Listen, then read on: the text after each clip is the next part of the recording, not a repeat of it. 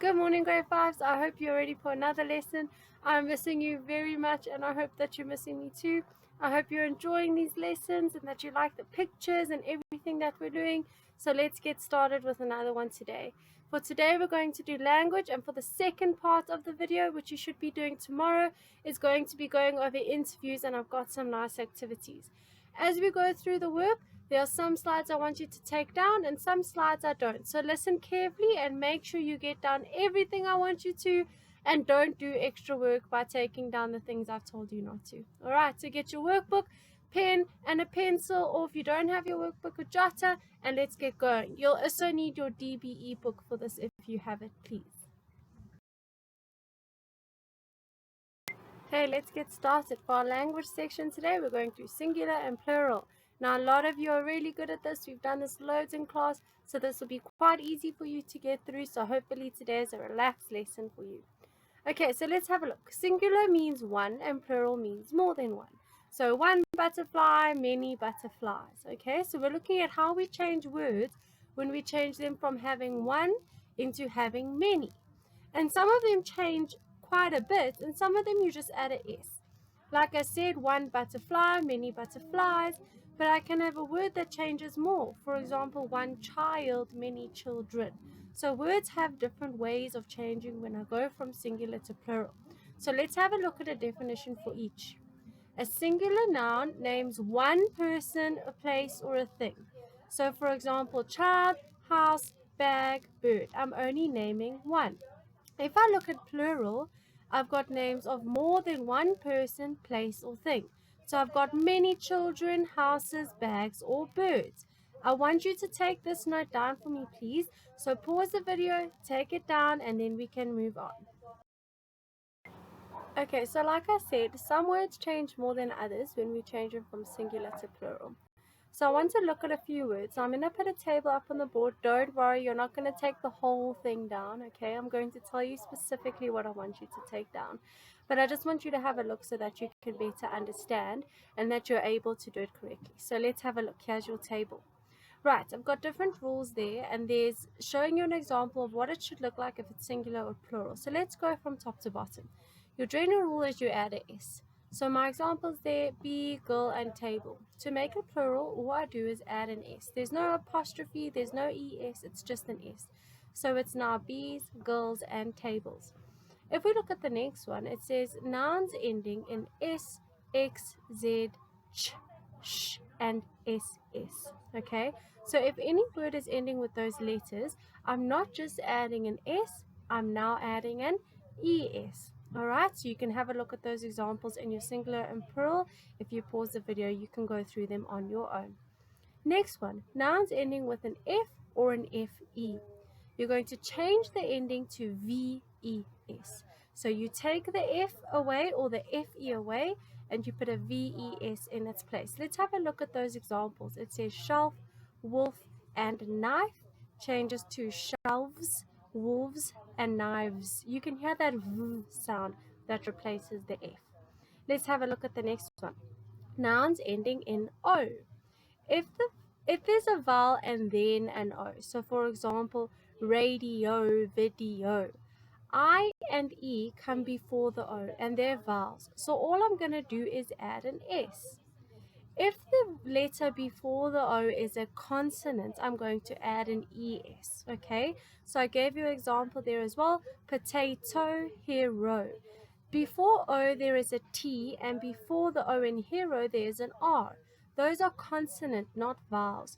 So instead of just adding an S, I'm going to add an ES, okay? You might think, oh my word, Mrs. Whiteman, these are so many examples. But they're easy to work through because when we do them in class, you learn. And as I give you words, you can go back, you can go through this table. I'll attach it on a separate document for you to have a look at, all right? Next, nouns ending in Y. Vowel, if there's a vowel and then a Y, you add a S, just like the O rule. So that's nice and easy for us to remember. If it's a consonant and then a Y, the Y changes to an I and you add an IES.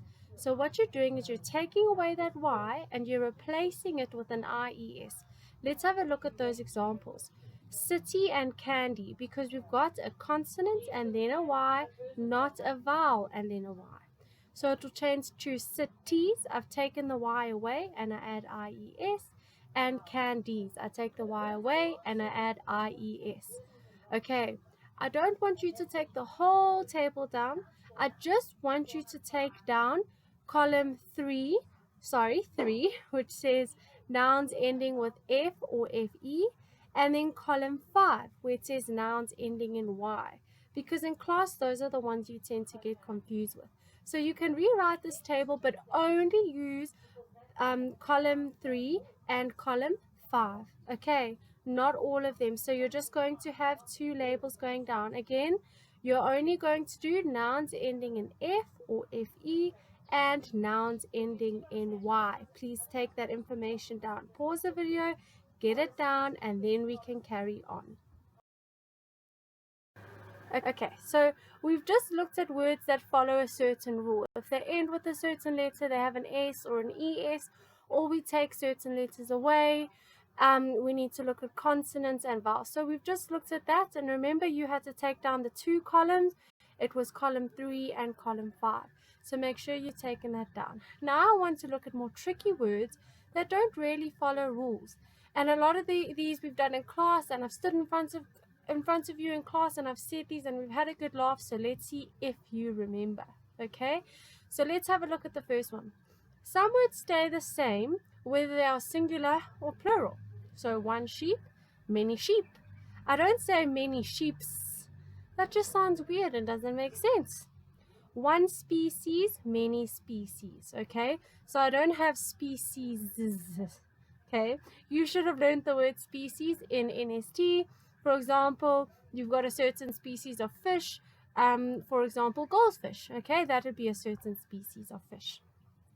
And at the same time, with my example, here's an example of fish. One fish, many fish.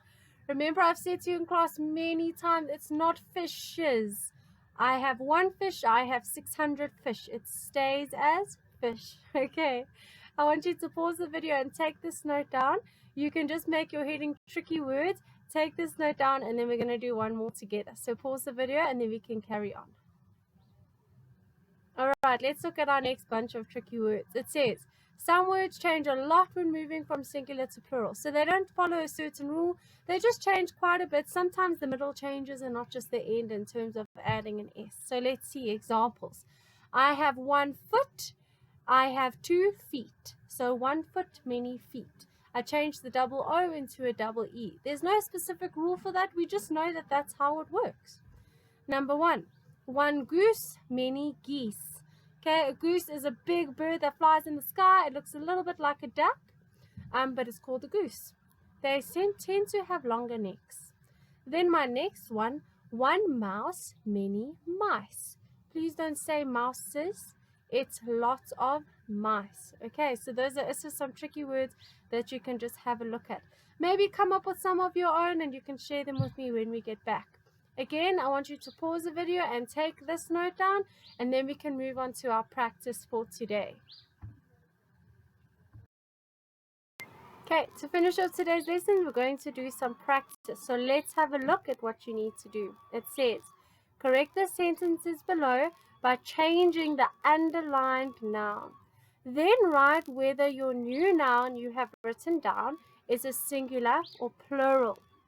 Write the correct sentence down in your workbook. Okay, so make sure you understand the instructions. You're rewriting these sentences into your workbook, but the underlined word has to change because it's wrong. Once you've changed that underlined word, you need to tell me if your new word is a singular or plural. Remember, if it's singular, it's talking about one. If it's plural, it's talking about more than one, so many. Okay, so let's have a look. You've got 7 sentences there. I want you to read through them on your own. Write down your answers, go through it carefully, and then I'm going to show you your answers. Okay, so I want you to pause the video, look at your sentences, read through them, write down your correct sentences by changing that underlined word. Once you've written your sentence, you write down whether the word is singular or plural, and then you're going to play the video again to see your answers. Okay, so pause, get that down, and then you can press play again. Okay, here are your answers. So, number one, the children bought 2 loaves. It should be Loaves of bread. Now, I know mostly I've got an S at the end, which means it's not singular, it's going to be plural.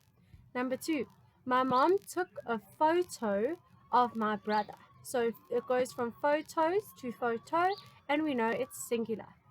Number three, 10 firemen had to help rescue the family from the burning building. Now, fireman is singular, so firemen would be plural. So put plural as your answer. Number four, I hurt my left foot when running. Foot will be singular. Number five, the people's lives were in danger. Now we know it ends with an S, so that's an easy one. We know it's plural. Number six, I jumped on a pile of leaves on my way home. Again, it ends with an S, so we know it's plural. And then number seven, there are a lot of cacti in the desert. Now, this was a trick one. I wanted to see who could get it right. So I have one cactus and many cacti. That's something new that you've learned today if you didn't know it already. Okay, so if you need to put a correction, please put it in. And cacti would be plural, like I said. One cactus, many cacti. I hope you learned something new today and you can go tell mom and dad about it. Put your corrections down and then you can move on for today. Okay, that's all for today. We're done. Please make sure you've taken your notes and done your activity. I really hope you enjoyed this lesson. I want you to come back tomorrow for our interviews lesson, which I think is going to be quite nice. We've got nice pictures for you. Please remember for that lesson again to have your DBE books, workbooks, pen, and a pencil. See you then, grade 5s. Okay, like I said yesterday, today we are looking at interviews. So a lot of you know what interviews are. We interview someone and we want to know more about them, but I want to give you a very nice definition that you can have in your books and go back to later on. You'll do interviews when you're in older grades in order to find out information, especially when looking at subjects like history. So let's have a look. People conduct. To conduct means to perform. Interviews when they want to know more about someone. This could mean learning more about the personality, skills, education, and character. I've taken some points down here for you. You might have had to interview a classmate or parent for a project before. I know in some of your maths or English DBE books, you might have had to interview the class and say, who likes Coca-Cola, who likes cream soda, who likes Sprite. This is a form of interview where I ask different people different questions and I can learn about them. And a lot of the time in maths, you might make a graph with all of your findings in your interview. Okay, so it's something similar to that. When interviewing someone, you ask questions and take down notes of what they answer because you don't remember everything. Third point, before getting a job, an adult goes for an interview where the employer, which is the boss, asks them questions. So those are the specific interviews we're looking at today. If an adult is going for a job interview, and one day you'll be an adult going for a job interview. So let's have a look at what some interview questions could be. Now, if I go for an interview question, maybe someone would ask me, why do you want this job? What experience do you have for this job? How do you deal with people that annoy you? That's a very important one, especially if I have a job where I'm working with lots of people at one time. What do you do if someone shows up late for a meeting? All of these things an employer or a boss would ask to get to know more about me and see, I would like them to work for me. I like their character and their personality. So that's the point of this, okay? I want you to take this slide down. I know it's a lot of work, but you're not going to take any of the other slides down, okay? So this is your only note that you're taking down from the video today. So you can do it.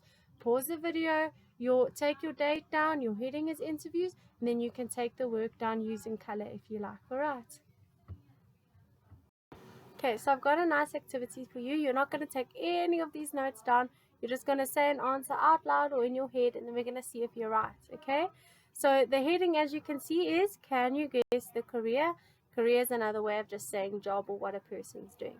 So you're going to look at the interview questions or listen to them as I say them, and then you're going to guess what job they are interviewing for. All right, so think very carefully, look at everything that's mentioned, use the questions to infer. Remember, I taught you about inferring to figure out what's going on without me actually having to tell you. I'm going to give you a few seconds to think of an answer. If you're struggling, you can just pause the video, get your answer, and then play, and I'll put the answers up. All right, so let's have a look. Our first one, A. Why do you like working with children? How many years did you study child development for? Which school have you worked for in the past? I hope that this one is easy for a lot of you. I want you to think carefully if you don't have an answer yet. What job is this person interviewing for? You can pause the video if you're struggling to get it because I'm going to put up the answer now, okay? Okay, your answer is a teacher. That's the job that they're interviewing for. That was quite easy. I'm going to get a little bit more difficult. I've got 4 of these for you to do. Okay, next one. Where did you learn your skills from? Which tools would you use to fix a leaking sink? How do you deal with rude clients when you are in their homes? This one might be a bit more tricky for some of you. Use question 2 to really help you. If you're not sure yet, pause the video. Okay, I'm going to put up your answer. It is a plumber. He's interviewing to be a plumber. Okay, I hope you've had fun. I've got 2 more for you. Okay, next one. Which restaurants have you worked at previously? How often do you check up on your table? Read these meal specials and read them back to me off by heart. Let's see who can get this. Think very carefully. Look at those questions again. Pause the video if you're not sure because I'm going to put up the answer now. Okay, your answer is this person is interviewing to be a waiter. Okay, good job if you got it done. If you said waitress, then that's fine. Okay, and last one, let's see. D. Where did you study for your degree? What do you like about designing buildings? How well do you work around a budget? Explain that. Okay, so look carefully at those questions. Use number 2 to really help you. This person had to study. Think of jobs where you need to go to university. I hope you've got an idea in your head. If you're not sure, pause the video. Okay, this person is interviewing to be an engineer. Okay, I hope you got that right. If you did, give yourself a pat on the back. Well done. I'm very proud of you. I hope you like this. And you can see that interview questions per job will change. Okay, if I'm being interviewed to be a teacher, I don't need to be asked how often I check up on my tables. I'm not serving people. I might be asked how often I go check that the kids are doing well. I don't need to be asked how I feel about designing buildings because I never design buildings. I designed lesson plans. Okay, so every job will have different kind of interview questions and procedures that they need to go through. All right, so I hope you enjoy this. Remember, don't take this note down. We're going to move on with our practice for today. Okay, so at the end of today's lesson, I want you to do some practice from your DBE book. If you don't have your DBE book, I've included a picture on the slide that you can see in front of you. You are going to read the interview on page 86 of your DBE book and answer the questions that follow on page 87 to 89. These questions will go quite quickly, as you'll see. I know it seems like a lot of pages, but they go quite quickly once you start and know what's going on. Just want you to pay attention to the copy of the DVE page I've got on the slide here, or you can look in your own DVE book on page 86. In the format that they've used here is called a dialogue. So they've got the name of someone, they've got a colon, which is your 2 dots, and then what the person said. We call that a dialogue. So dialogue is used to show what people are saying in an interview or even just in a conversation. We know that people are talking. So in a dialogue, we don't actually use quotation marks. Remember, I told you quotation marks are used when we want to show that someone is talking. But here we know that they're talking because it's a dialogue. So the dialogue format replaces the quotation marks. Okay, so that's why we don't see them here. I just want you to know and understand that people are talking, but because it's written in a dialogue format, we don't need the quotation marks because we already know they're having the conversation. So I want you to read very carefully through this and then do your questions on page 87 to 89. So 87, 88, and 89. Remember, if you don't have your DBE book, you do it in your jotter. Don't write your questions down. Just write the page number you're working from and maybe number your answers, and you just write your answers down. You're going to waste lots of time writing your questions as well. All right. Good luck. You can do it. Work hard. And again, I'm so proud of you, grade fives. You are really persevering and getting your work done. And I wish I could just be there to be proud of you and put a sticker in your books. Okay. Good luck and get it done.